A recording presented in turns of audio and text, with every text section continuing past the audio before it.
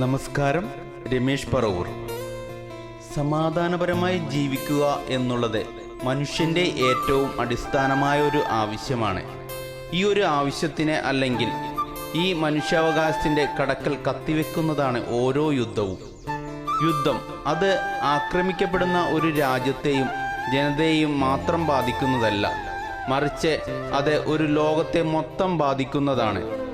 മനുഷ്യരെല്ലാവരും ഒരു കുടുംബമായി കണക്കാക്കപ്പെടണം എന്ന് നമ്മളെ പഠിപ്പിക്കുന്നതാണ് ഭാരതീയ സംസ്കാരം. വസുദൈവ കുടുംബകം. എത്ര മനോഹരമാണ് ഈ ആശയം എന്നൊന്ന് ചിന്തിച്ചു നോക്കൂ.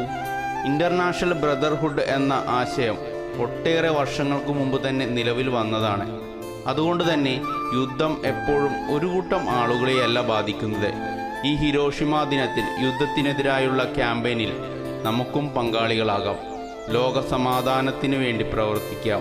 അത് നമ്മളിൽ നിന്ന് തന്നെ തുടങ്ങട്ടെ. ഏവർക്കും നേരുന്നു ശുഭദിനം.